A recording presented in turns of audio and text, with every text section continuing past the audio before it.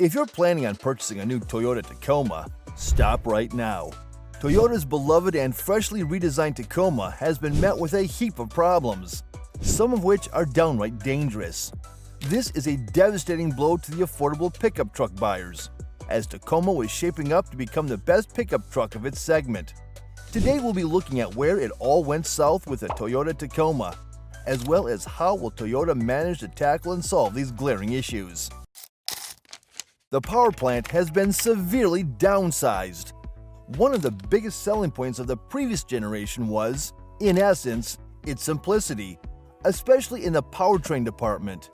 Both the 2.7 inline-4 as well as the 3.5 V6 engine were incredibly simple and simply indestructible, and they fit the role of a workhorse truck quite well. This is because neither of these powertrains used forced induction, as they relied on natural aspiration.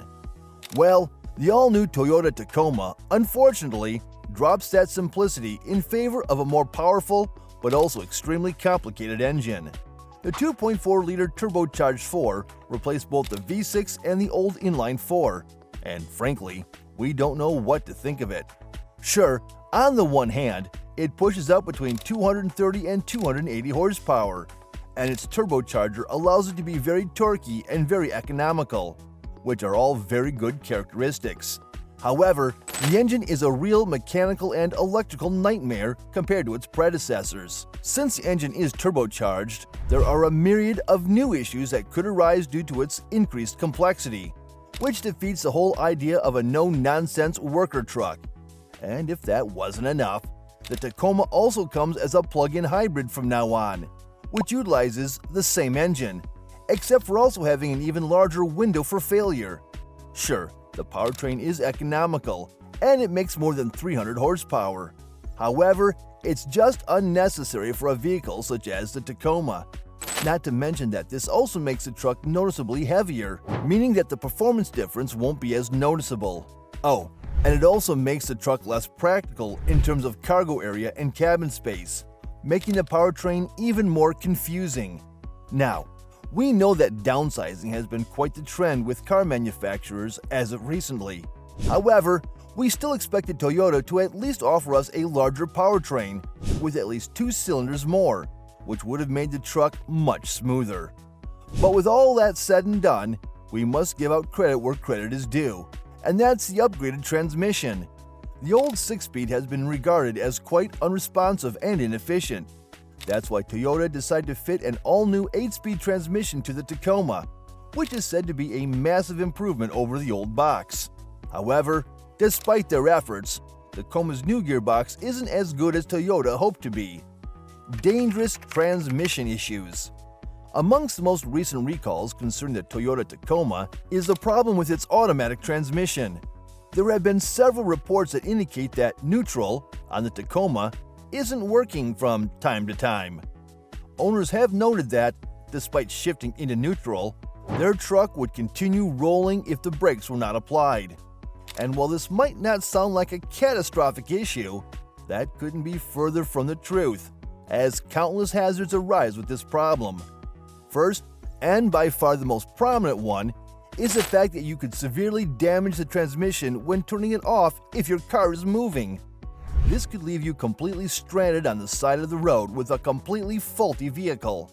Apart from this, you could be involved in a car accident due to your car moving without any input. Another possibility is that you or someone else could hop into your Tacoma and start it, not knowing about the issue, and the truck would roll out into the street, which could easily turn fatal for you, other drivers, and pedestrians. This is why Toyota announced in late February that they will be recalling over 280,000 vehicles and fixing the transmission issue, as well as quality checking all their current units that are waiting on their first owners. And while this issue isn't complicated, seeing as it is just a software glitch, it's still bad enough for a full-on recall. The worst thing is the fact that this issue is even more prominent on the larger TNGA F-based vehicles, which use the 10-speed automatic transmission instead of the 8-speed, which gives us even more reason to suspect Toyota's general quality control of not just the Tacoma, but their entire lineup. However, credit where credit's due. The 8-speed automatic is a massive improvement in terms of reliability compared to the archaic 6-speed found in the previous generation. However, its software issues prevent it from being a truly great gearbox. The rear axle tends to split. What surprises more than the transmission issue is the fact that there has been a recall concerning the rear axle of the Tacoma.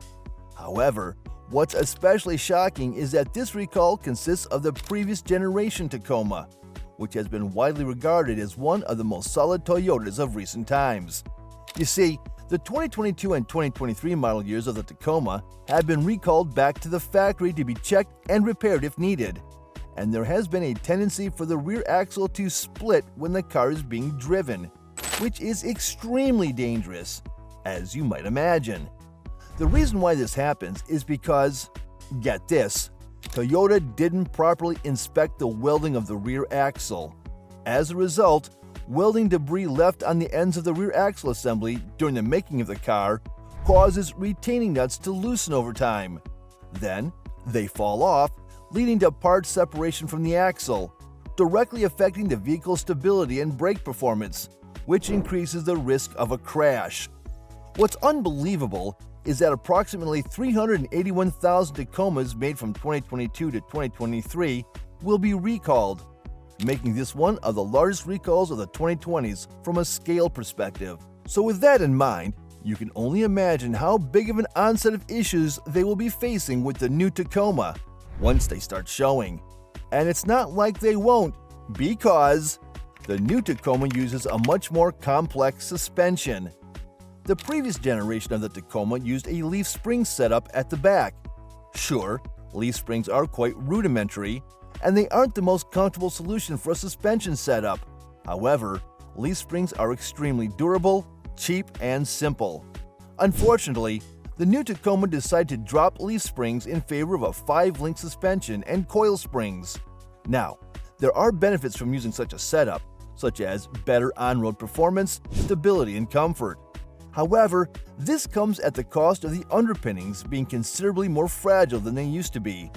This means that, despite its robust appearance, the new Tacoma won't be as no-nonsense and as durable as its predecessor was. Not to mention that maintaining such a suspension will cost exponentially more, which is not something that a tool truck shouldn't be. And while on-road performance might be better, we'd argue that, if such a thing matters to you, a mid-sized body-on-frame pickup truck might not be a vehicle for you. That said, it needs to be noted that the lower trim levels will retain the leaf spring setup, which makes them ideal for off-road and harsh working conditions. We'd just like it more if we could option out leaf springs for the higher trims. Electrical gremlins and software glitches. We're not going to pretend that we don't like Tacoma's new interior. It's fabulous, combining both the cabin's ruggedness while also being considerably better built than the previous model. Not to mention that the added tech adds both an aesthetic as well as a functional new aspect to the interior. Unfortunately, though, despite its looks, the interior hasn't been well regarded by Tacoma owners in terms of the quality of the electronics. Numerous owners have complained that the technology used in the new Tacoma tends to be quite nauseating to use. The biggest criticism is aimed at the infotainment screen. First, it's way too big to be a stuck-on screen, as it lowers the front visibility significantly. Not to mention that it's also very distracting to the driver.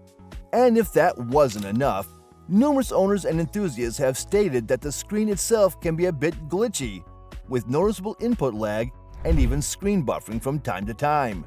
Sure, this isn't a massive issue. However, it is very annoying, especially for a vehicle made in 2024, and which heavily relies on its infotainment screen.